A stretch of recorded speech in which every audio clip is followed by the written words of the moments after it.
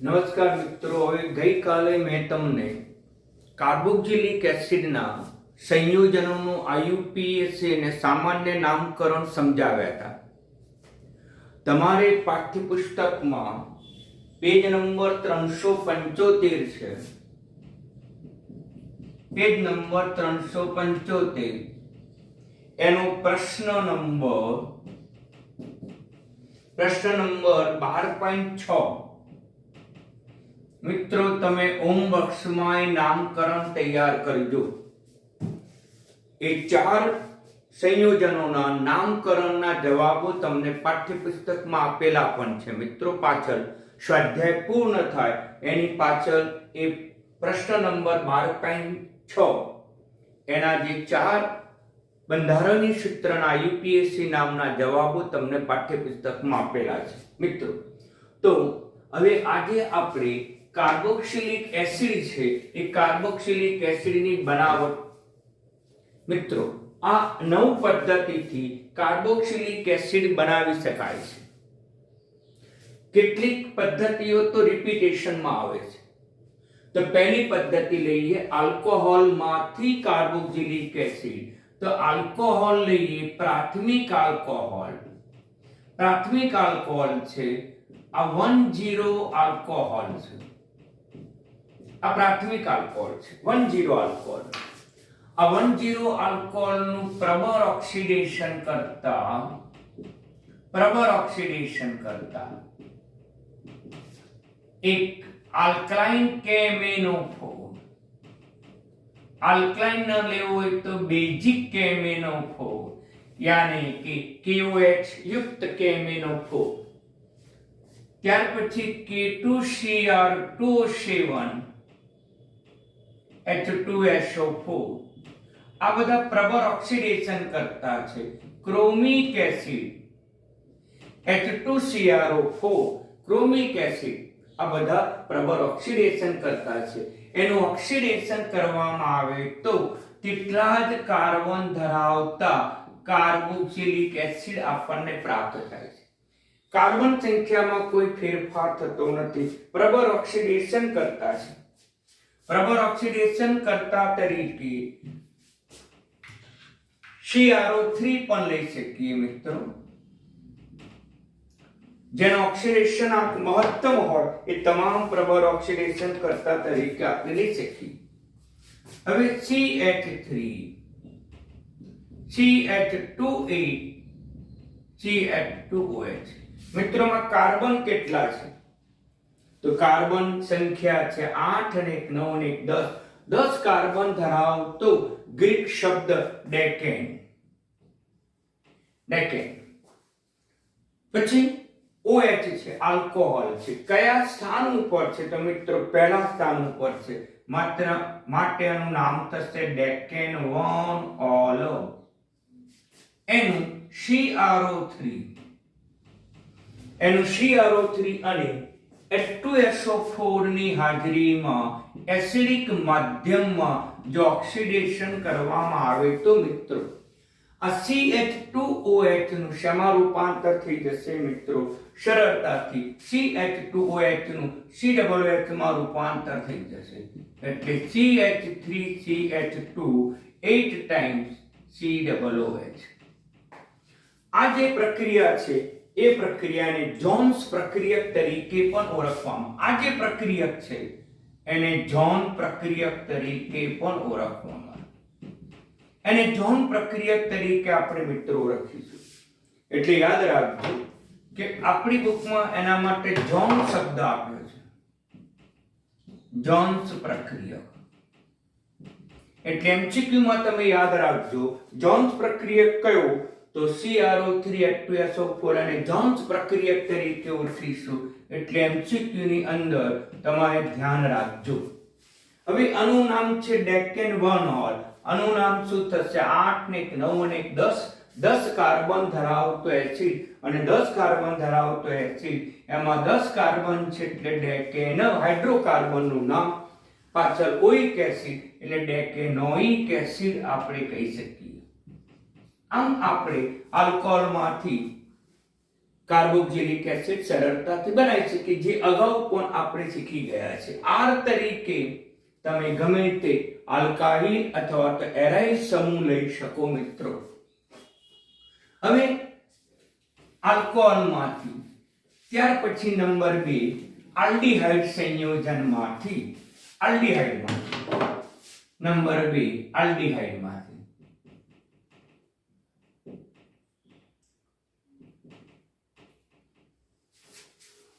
તો આલ્ડીહાઇડ સંયોજનો C double bond OH R તરીકે તમે ગમે તે કાર્બનિક પદાર્થ લઈ શકો, ગમે તે સમૂહ પણ લઈ શકો. એનું નિર્બળ ઓક્સિડેશન કરતા અથવા તો પ્રબળ ઓક્સિડેશન કરતા ની હાજરીમાં જો ઓક્સિડેશન કરવામાં આવે તો અહીંયા CHO સમૂહનું સીધું ઓક્સિડેશન થઈને કાર્બોક્સિલિક એસિડ મળે છે. અહીંયા ઓક્સિડેશન થાય. ઓક્સિડેશન એટલે ઓક્સિજન ઉમેરાવું. અહીંયા નિર્બળ બંધમાં ઓક્સિજન ઉમેરાય છે અને પરિણામે કાર્બોક્સિલિક એસિડ પ્રાપ્ત થાય. RCHO, આ CHO સમૂહનું RCOOH સમૂહમાં રૂપાંતર થઈ જાય છે. મિત્રો, આ તો તમને આવડતું જ હતું. આમ આલ્ડીહાઇડ સંયોજનોમાંથી પણ કાર્બોક્સિલિક એસિડ બનાવી શકાય છે. હવે નંબર 3 એ મોસ્ટ ઇમ્પોર્ટન્ટ છે, ધ્યાન આપજો. આગળ તો રિપીટેશનમાં આવ્યું. હવે આલ્કાઇલ બેન્ઝીનમાંથી નંબર 3 આલ્કાઇલ બેન્ઝીનમાંથી બેન્ઝીન ચક્ર ઉપર આલ્કાઇલ સમૂહ હોય. આપણે આલ્કાઇલ માટે R લઈશું. આનું નામ છે આલ્કાઇલ બેન્ઝીન.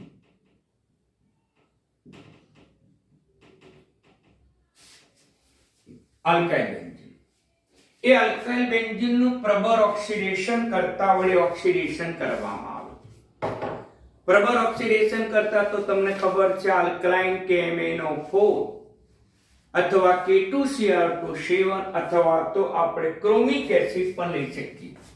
એટલે પ્રબળ ઓક્સિડેશન કરતા તરીકે KMnO4 KOH પણ મિત્રો લઈ શકાય.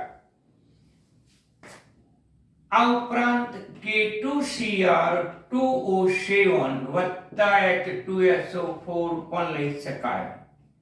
આ ઉપરાંત ક્રોમિક એસિડ પણ લઈ શકાય મિત્રો. આ બધા પ્રબળ ઓક્સિડેશન કરતા છે. એની મદદથી અણુ ઓક્સિડેશન કરવામાં આવે તો આપણને બેન્ઝોઇક એસિડ પ્રાપ્ત થાય છે. આનું નામ છે બેન્ઝોઇક એસિડ.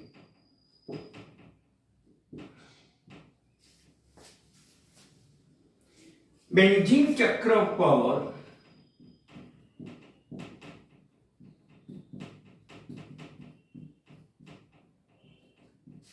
ગમે તેટલી લાંબી શૃંખલા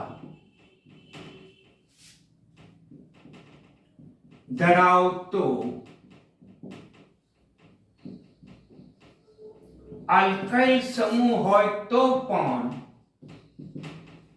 તેનું બેન્ઝોઇક એસિડમાં જ રૂપાંતર થાય છે. આ બરાબર વિધાન સમજજો કે બેન્ઝીન ચક્ર પર ગમે તેટલી લાંબી શૃંખલા ધરાવતો આલ્કાઇલ સમૂહ હોય, તેનું ઓક્સિડેશન કરો તો પણ બેન્ઝોઇક એસિડ જ પ્રાપ્ત થાય છે. આ વિધાનને આપણે પ્રક્રિયા સ્વરૂપે પણ લખી શકીએ. CH2N times R અથવા CH3.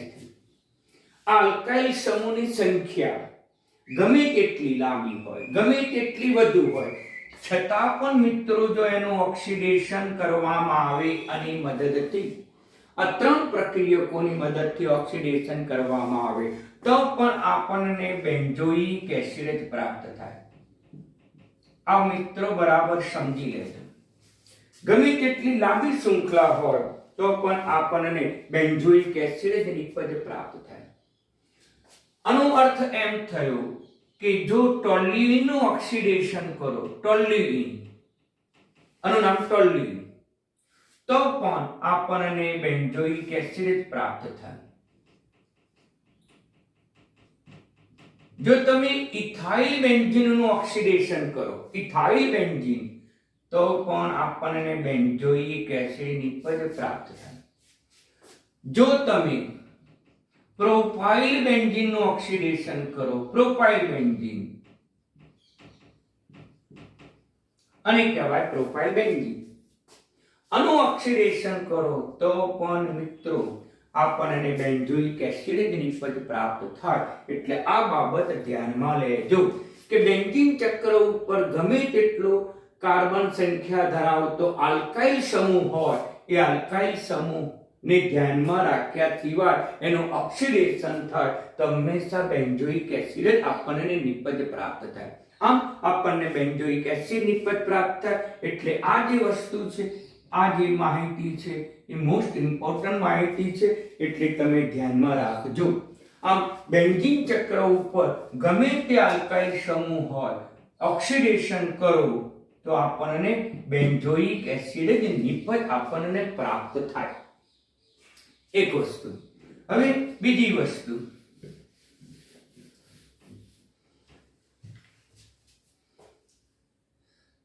એક આલ્કાઇલ સમૂહ ના પ્રકાર ઉપર પણ આધાર રાખે.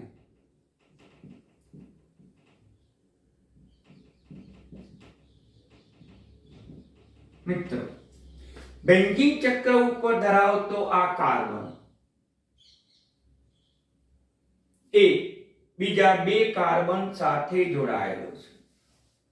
તો આ સંયોજનનું જો ઓક્સિડેશન કરો, આ સંયોજનનું જો ઓક્સિડેશન કરો, આ કાર્બન બીજા બે કાર્બન સાથે જોડાયેલો છે, એટલે અહીંયા કહીશું દ્વિતીયક આલ્કાઇલ સમૂહ. અને આપણે દ્વિતીયક આલ્કાઇલ સમૂહ કહીશું. દ્વિતીયક આલ્કાઇલ સમૂહ ધરાવતું બેન્ઝીન ચક્ર.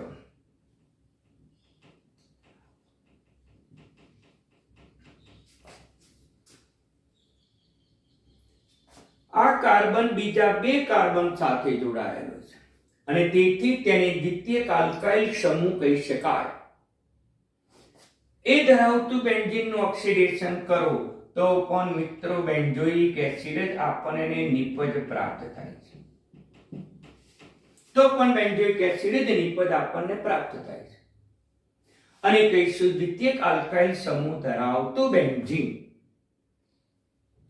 આનું નામ પણ તમને મિત્રો આવડે. લાંબી શૃંખલા ધરાવતો કાર્બન 3 એટલે પ્રોપેનમ. પછી બીજા સ્થાન ઉપર ફિનાઇલ સમૂહ છે એટલે નામ બનશે 2-ફિનાઇલ પ્રોપેન. એનું પ્રચલિત નામ છે ક્યુમીન. આપણે ફિનોલ બનાવટમાં, ફિનોલિક સમૂહના ચેપ્ટરમાં ફિનોલની બનાવટમાં આપણે આનું નામકરણ શીખ્યા હતા. ક્યુમીનમાંથી પણ ફિનોલ બનાવી શકાતું હતું. ક્યુમીનનું જો ઓક્સિડેશન કરો તો બેન્ઝોઇક એસિડ જ પ્રાપ્ત થાય. આનું બીજું પણ નામ થાય પ્રચલિત. 3 કાર્બન જેમાં વચ્ચેના કાર્બન ઉપર શાખા છે અને શાખા આવે ત્યારે આઇસો આવે એટલે આઇસો શબ્દ. 3 કાર્બન એટલે આલ્કાઇલ સમૂહ પ્રોપાઇલ બેન્ઝીન. તો પણ એનું શું પ્રાપ્ત થાય? બેન્ઝોઇક એસિડ મિત્રો પ્રાપ્ત થાય. જો પ્રાથમિક આલ્કાઇલ સમૂહ જોડાયેલો હોય તો પણ બેન્ઝોઇક એસિડ નિપજ પ્રાપ્ત થાય. નંબર 3 એ પણ ઇમ્પોર્ટન્ટ છે. બેન્ઝીન ચક્ર સાથે જોડાયેલો કાર્બન બીજા 3 કાર્બન સાથે જોડાયેલો છે. આ કાર્બન બીજા 2 કાર્બન સાથે માટે દ્વિતીયક આલ્કાઇલ સમૂહ એ રીતે શબ્દ આવશે. આ કાર્બન બીજા 3 આલ્કાઇલ સમૂહ સાથે જોડાયેલો છે, એટલે આના માટે આવશે તૃતીયક આલ્કાઇલ સમૂહ. તૃતીયક આલ્કાઇલ સમૂહ ધરાવતું બેન્ઝીન ચક્ર.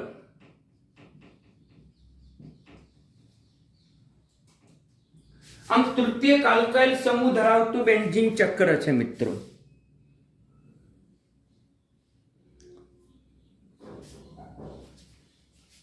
હવે એનું ઓક્સિડેશન થાય નહીં. બરાબર ધ્યાનમાં રાખજો. પ્રાથમિક આલ્કાઇલ સમૂહ ધરાવતું સંયોજન હોય, પ્રાથમિક આલ્કાઇલ સંયોજન એટલે પ્રાથમિક આલ્કાઇલ કયા કયા મેં અગાઉ લખાયા હતા તે મુજબ આ એ પ્રાથમિક કહીશું.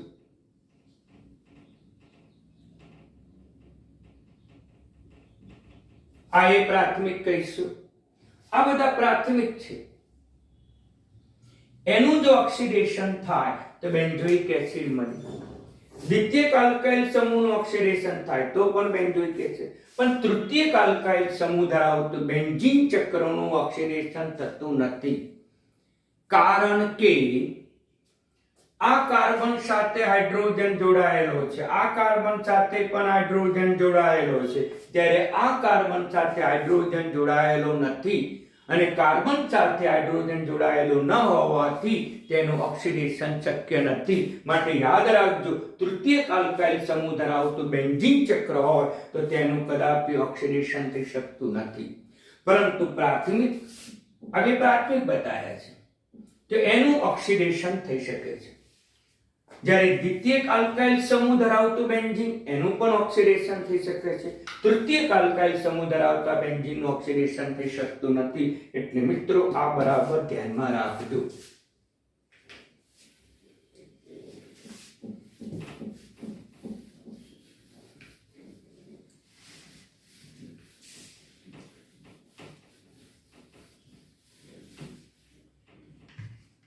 હવે નંબર 4, નાઇટ્રાઇલ સંયોજનના ઓક્સિડેશનથી અથવા નાઇટ્રાઇલ સંયોજનમાંથી.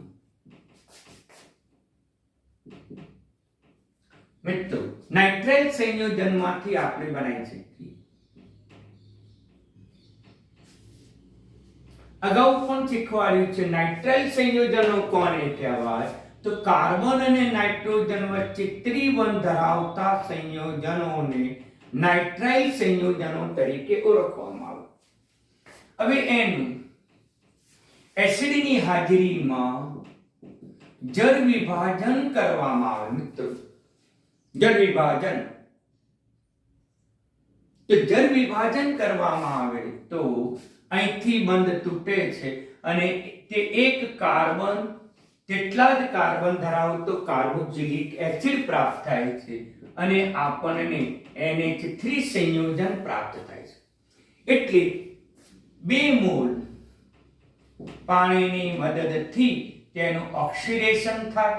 ઓક્સિડેશન થયા પછી તેનું રિડક્શન યાની કે જળ વિભાજન પ્રક્રિયા, અને જળ વિભાજન એક પ્રકારની ઓક્સિડેશન પ્રક્રિયા છે. આમ જળ વિભાજન થવાથી એનું COOH સમૂહમાં રૂપાંતર થાય છે.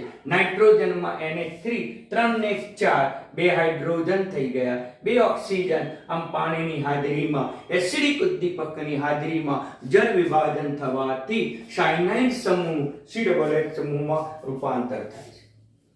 ઘણી બધી રિએક્શનો કહી શકાય. અહીંયા R તરીકે આપણે આલ્કાઇલ સમૂહ પણ લઈ શકાય, R તરીકે આપણે ફિનાઇલ સમૂહ પણ લઈ શકાય. દાખલા તરીકે લઈએ આનું IUPAC નામ 3 કાર્બન ધરાવતો આલ્કેન એટલે પ્રોપેન. CN સમૂહ છે એટલે નાઇટ્રાઇલ, એટલે એના નામની પાછળ નાઇટ્રાઇલ પ્રત્યય આવે. આનું નામ થાય પ્રોપેલ નાઇટ્રાઇલ. અને પ્રોપેલ નાઇટ્રાઇડનું જળ વિભાજન કરવામાં આવે એસિડ ઉદ્દીપકની હાજરીમાં 2 મોલ પાણી પ્રક્રિયા કરશે અને તેથી CN સમૂહનું COOH સમૂહમાં રૂપાંતર થશે વત્તા NH3 એટલે આનું નામ થશે 3 કાર્બન પ્રોપેનોઇક એસિડ. બેન્ઝીન ચક્ર ઉપર CH2CN હોય અને એનું પણ મિત્રો જળ વિભાજન કરવામાં આવે તો CN નું શેમાં રૂપાંતર થઈ જાય તો CN નું COOH માં રૂપાંતર. આનું નામ શું થશે? 2 કાર્બન છે ને 2 કાર્બન ધરાવતો આલ્કેન ઇથેનો CN એટલે નાઇટ્રાઇલ. પરંતુ અહીંયા સમૂહ જોડાયેલો છે. આ સમૂહનું નામ છે ફિનાઇલ.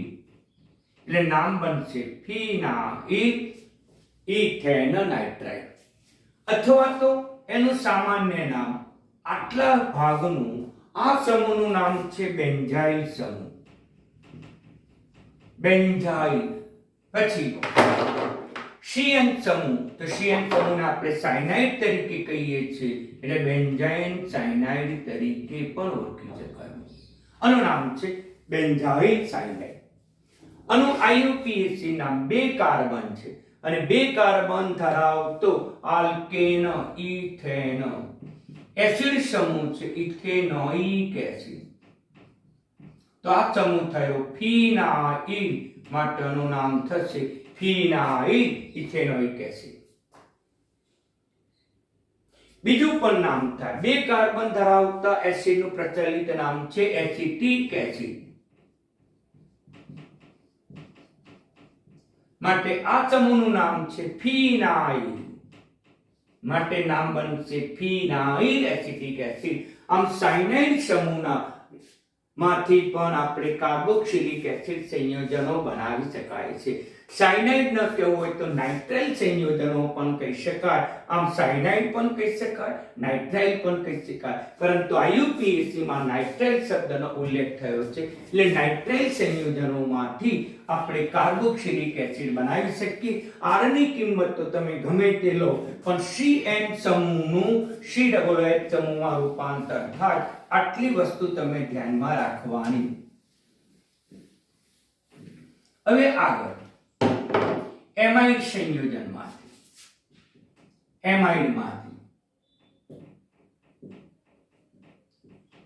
એમાઇડ સંયોજનોમાંથી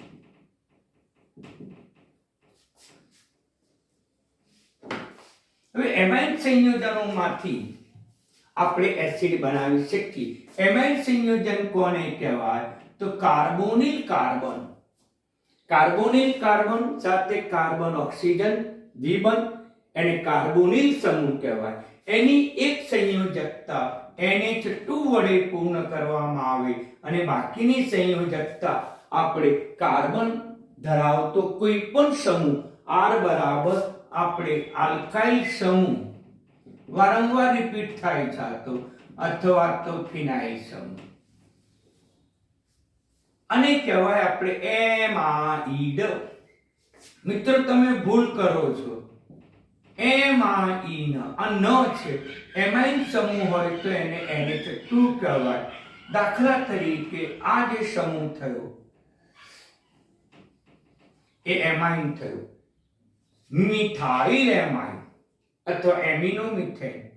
એ જ રીતે મિત્રો બેન્ઝીન ચક્ર સાથે NH2 જોડાયેલો હોય તો પણ તેને એમાઇન સંયોજન તરીકે જ ઓળખવામાં આવે છે. તો પણ એને એમાઇન તરીકે જ આપણે ઓળખીશું. હવે આ જે છે એ એમાઇડ સંયોજન છે. એમાઇડ સંયોજન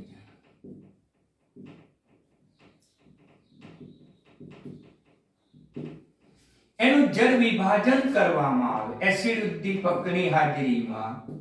મિત્રો જળ વિભાજન અને જળ વિભાજન એ પાણીના એક અણુ વડે થશે. અહીંથી બંધ તૂટશે. આ OH જે છે એ OH આ કાર્બન સાથે જોડાશે, H આ કાર્બન સાથે જોડાશે, આ નાઇટ્રોજન સાથે જોડાશે. પરિણામે આપણને કાર્બોક્સિલિક એસિડ નિપજ પ્રાપ્ત થાય છે. આમ આપણને એસિડ નિપજ પ્રાપ્ત થાય. ઉદાહરણ તરીકે લઈ શકીએ CH3CH2CONH2. એનું જ્યારે વિભાજન કરીશું આનું નામ શું થાય? 3 કાર્બન છે ને 3 કાર્બન ધરાવતો આલ્કેન પ્રોપેન, CONH2 છે એટલે પ્રોપેનેમાઇડ. આનું નામ બનશે પ્રોપેનેમાઇડ. આ પ્રોપેનેમાઇડ નું જ્યારે વિભાજન કરો તો આનું રૂપાંતર થશે. આ કાર્બન માંથી બની જશે COOH વત્તા NH3. નામ બનશે પ્રોપેનોઇક એસિડ. પ્રોપેનોઇક એસિડ લઈ શકાય. બેન્ઝીન ચક્ર ધરાવતું સંયોજન પણ લઈ શકાય. R બરાબર એરાઇલ સમૂહ CONH2. એનું જ્યારે વિભાજન કરવામાં આવે એસિડ ઉદ્દીપકની હાજરીમાં ગરમ કરો તો પ્રક્રિયા જરા ઝડપથી બનશે. ડેલ્ટા. આનું નામ શું થશે? આ બેન્ઝીન ચક્ર છે એટલે બેન્ઝીન. પાછળ એમાઇડ શબ્દ આવે એટલે બેન્ઝેનેમાઇડ. સંધિ છૂટી જોડી દો. બેન્ઝીન વત્તા એમાઇડ, બેન્ઝેનેમાઇડ. આમ બેન્ઝેનેમાઇડ નિપજ આપણને પ્રાપ્ત થાય. કઈ નિપજ પ્રાપ્ત થાય મિત્રો? તો COO માંથી COOH સમૂહ પ્રાપ્ત થશે. આમ આમાંથી COOH સમૂહ પ્રાપ્ત થાય વત્તા NH3. આનું નામ છે બેન્ઝોઇક એસિડ.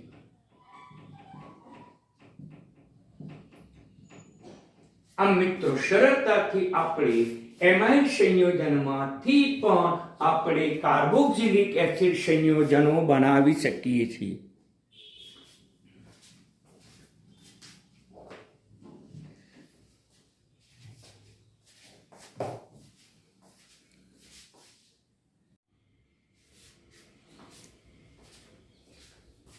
હવે મિત્રો છઠ્ઠું, ગ્રિગ્નાર્ડ પ્રક્રિયકમાંથી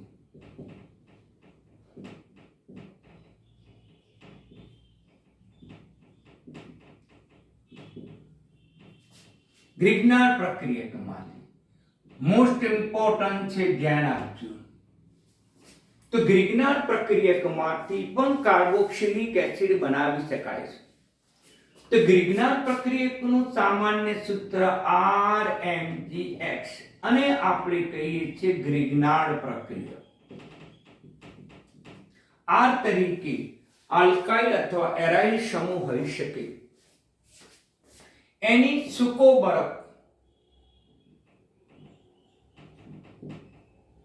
સૂકો બરફ. મિત્રો સૂકા બરફનું સૂત્ર ખબર છે, CO2. એને આપણે આ રીતે લખીશું. એનું કાર્બન ડાયોક્સાઇડનું બંધારણ છે જેને સૂકો બરફ.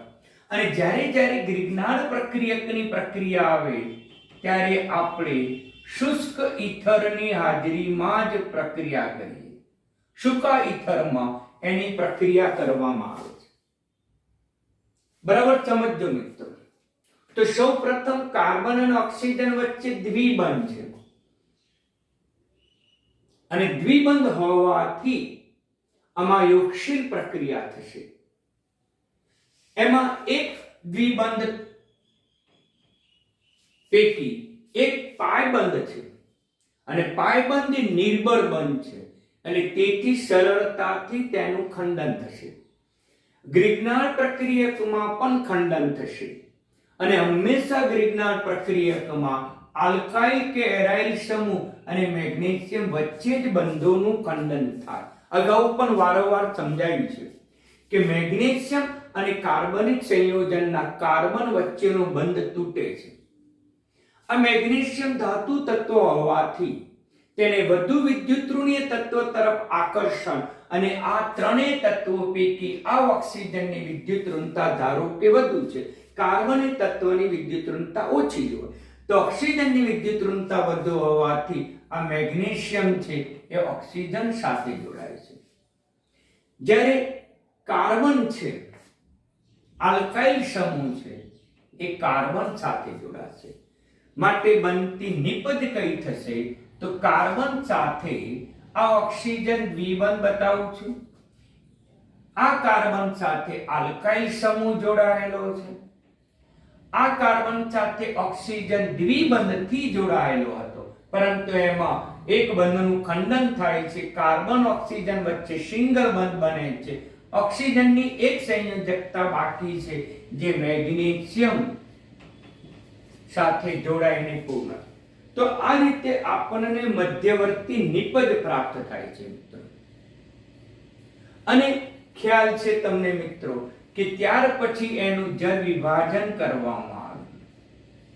જળ વિભાજન, જો તેનું જળ વિભાજન હંમેશા એસિડની હાજરીમાં જ કરવામાં આવે. જળ વિભાજન એટલે પાણીની હાજરીમાં થતી પ્રક્રિયા. અહીંથી બંધ તૂટે છે. દરેક વખતે એકની એક રિએક્શન છે. આ હાઇડ્રોજન આની સાથે જોડાઈ જશે, જ્યારે OH આ મેગ્નેશિયમ ધાતુ સાથે જોડાઈ જશે. તેથી RC≡OH આપણને પ્રાપ્ત થશે, વત્તા MgOH નિપજ પ્રાપ્ત થશે. આમ આપણને કાર્બોક્સિલિક એસિડ નિપજ પ્રાપ્ત થાય. બરાબર સમજી લો મિત્રો. પરંતુ આપેલ ગ્રિગ્નાર્ડ પ્રક્રિયા કરતા અથવા તો કાર્બોનિલ સમૂહ, બે કાર્બોનિલ સમૂહ ધરાવતા CO2 સૂકા બરફમાં જે કાર્બન સંખ્યા છે તેના કરતા એક વધુ કાર્બન ધરાવતો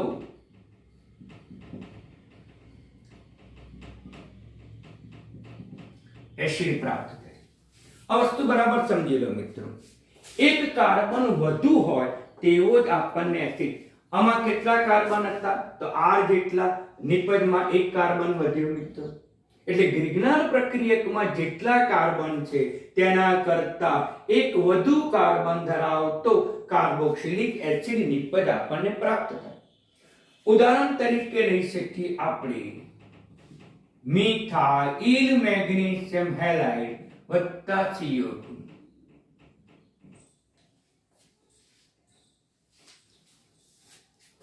અહીંથી બંધ તૂટશે. મેગ્નેશિયમ એ વધુ વિદ્યુત ઋણીય તત્વ ઓક્સિજન સાથે જોડાશે, જ્યારે મિથાઇલ સમૂહ એ કાર્બન સાથે જોડાશે.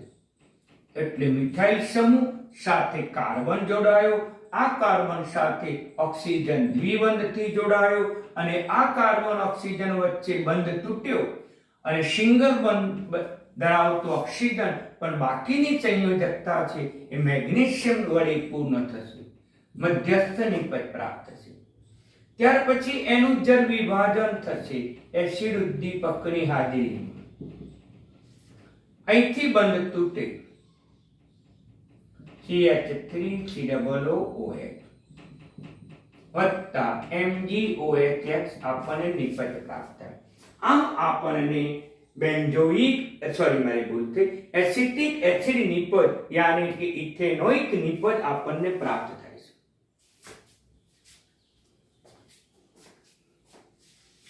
બીજું પણ લઈ શકાય. એરોમેટિક લઈએ.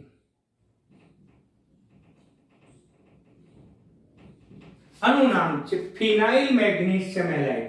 આઈ ગ્રિગ્નાર્ડ પ્રક્રિયક, આઈ ગ્રિગ્નાર્ડ પ્રક્રિયક, આઈ ગ્રિગ્નાર્ડ પ્રક્રિયક. તો આનું નામ છે ફિનાઇલ મેગ્નેશિયમ હેલાઇડ. હવે એનું કાર્બન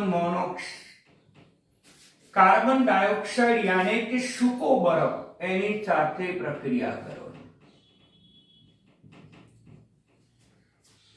સૂકા બરફ સાથેની પ્રક્રિયા થશે મિત્રો.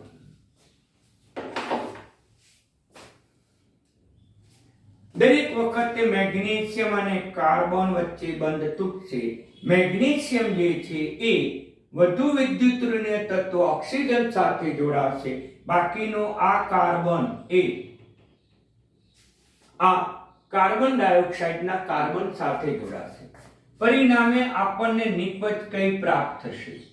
તો બેન્ઝીન ચક્ર સાથે આ કાર્બન જોડાશે, એ કાર્બન સાથે ઓક્સિજન દ્વિબંધ છે, આ કાર્બન સાથે દ્વિબંધ ધરાવતો ઓક્સિજન સિંગલ બંધ બનાવશે અને એ ઓક્સિજન મેગ્નેશિયમ સાથે જોડાઈ જશે. આખું મધ્યવર્તી સંયોજન બનશે. હવે એનું જળ વિભાજન થશે. જળ વિભાજન કોની હાજરીમાં? તો કે એસિડ ઉદ્દીપકની હાજરીમાં. અહીંથી બંધ તૂટે, H છે આની સાથે જોડાશે, OH આની સાથે જોડાશે અને પરિણામે આપણને કઈ મુખ્ય નિપજ પ્રાપ્ત થશે? તો બેન્ઝોઇક એસિડ આપણને મુખ્ય નિપજ પ્રાપ્ત થશે. આ મુખ્ય નિપજ આપણને બેન્ઝોઇક એસિડ પ્રાપ્ત થશે.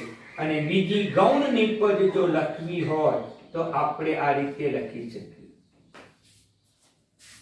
તો આમ આપણે ગ્રિગ્નાર્ડ પ્રક્રિયકની મદદથી સરળતાથી આપણે કાર્બોક્સિલિક એસિડમાં રૂપાંતર કરી શકીએ છીએ. મિત્રો અહીંયા R તરીકે તમે આલ્કાઇલ સમૂહ પણ લઈ શકો, તમે ગમે તે ફિનાઇલ સમૂહ એરોમેટિક બંધારણ ધરાવતું કાર્બનિક સંયોજન પણ લઈ શકો.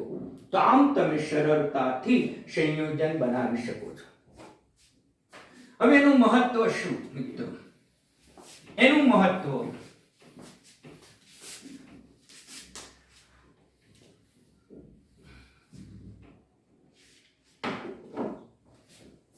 આ પ્રક્રિયાનું મહત્વ શું? તો આલ્કાઇલ હેલાઇડ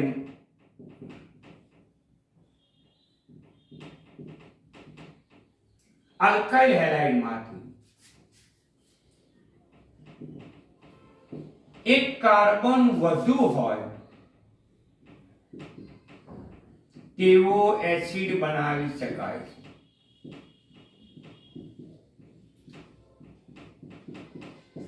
આ વસ્તુ બરાબર ધ્યાનમાં રાખો.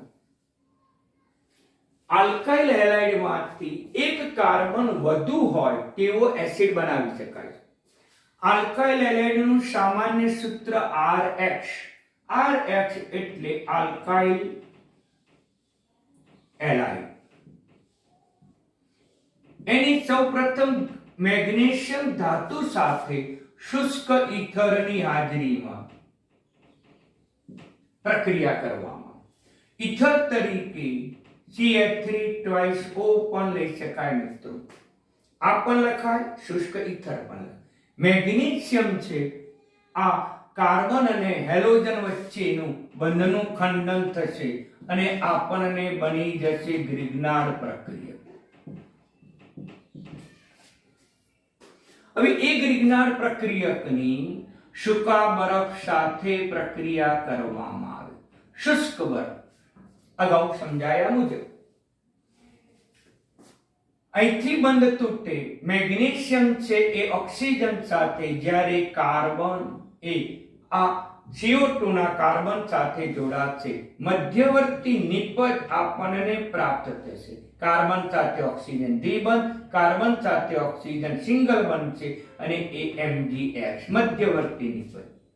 હવે એનું જળ વિભાજન કરવામાં આવે એસિડ ઉદ્દીપકની હાજરીમાં. તો મિત્રો અહીંથી બંધ તૂટશે. મેં વારંવાર સમજાવ્યું છે RCOOH આપણને મુખ્ય નિપજ પ્રાપ્ત થશે અને ગૌણ નિપજ તરીકે આપણને MgOH બનશે. તો આમ આપણને અહીંયા કેટલાક છે કાર્બન? તો કે R સેટમાં રહેલા કાર્બન. આમાં એક કાર્બન વધી ગયો, તેથી એક કાર્બન વધુ હોય તેવો આપણે કાર્બોક્સિલિક એસિડ બનાવી શકીએ. ઉદાહરણ તરીકે લઈ શકીએ આપણે ઇથાઇલ બ્રોમાઇડ અથવા તો ક્લોરાઇડ. Ethyl chloride. આ ઇથાઇલ ક્લોરાઇડની મેગ્નેશિયમ ધાતુ સાથે શુષ્ક ઈથરમાં પ્રક્રિયા કરવામાં આવે. ઈથરનું બંધારણીય સૂત્ર છે, અણુસૂત્ર છે. આ મેગ્નેશિયમ છે એ આ કાર્બન અને ક્લોરીન વચ્ચેનો બંધ તોડે છે અને એની વચ્ચે મેગ્નેશિયમ જોડાય છે અને મેગ્નેશિયમની બીજી સંયોજકતા ક્લોરીન વડે પૂર્ણ. આ બની ગયો ગ્રિગ્નાર્ડ પ્રક્રિયક.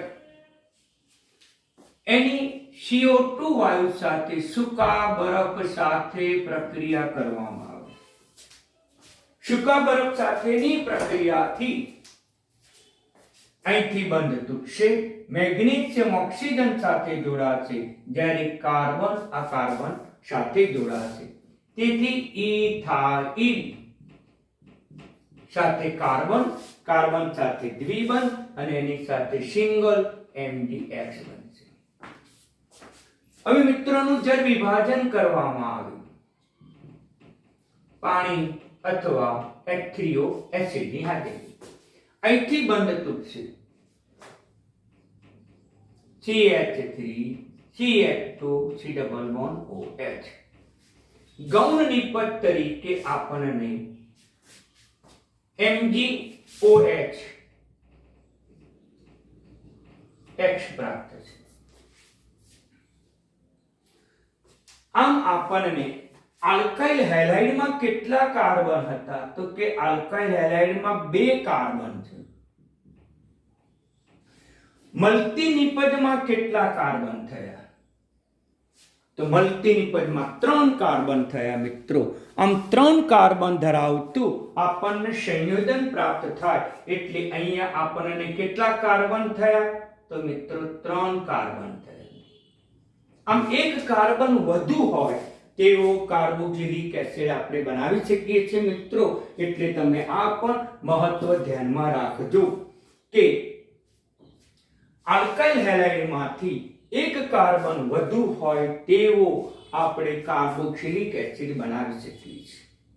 ઓકે, અહીંયા મિથાઇલ પણ લઈ શકાય, પ્રોપાઇલ પણ લઈ શકાય, બીજો કોઈ પણ ક્રિયાશીલ સમૂહ આપણે લઈ શકીએ મિત્રો. એટલે ગ્રિગ્નાન પ્રક્રિયકનું મહત્વ શું છે? તો કે આલ્કાઇલ હેલાઇડ જેવા સંયોજનમાંથી 1 કાર્બન વધુ હોય તેવો આપણે કાર્બોક્સિલિક એસિડ બનાવી શકીએ છીએ મિત્રો. એટલે આજે આપણે ફક્ત ગ્રિગ્નાન પ્રક્રિયક સુધીનો જ અભ્યાસ કરીશું મિત્રો. મોસ્ટ ઇમ્પોર્ટન્ટ છે, તૈયાર કરજો. જેટલું મેં પાઠ્ય ઉપર નોંધ કરી છે એ પણ તમે લખજો. અને અહીંયા R તરીકે ગમે તે કાર્બનિક પદાર્થ આપી શકે, ગમે તે સમૂહ પણ આપી શકે, તો અસંખ્ય રિએક્શનો થાય, એક કરતા વધારે પરિવર્તનો પણ થાય, જેની ચર્ચા હવે પછી હું કરીશ. એટલે આટલી વસ્તુ તમે ધ્યાનમાં રાખજો. હવે એસિડ બનાવવાની પદ્ધતિ 3 બાકી છે, જે તમને આવતીકાલે સમજાવીશ. ઓકે, ધન્યવાદ.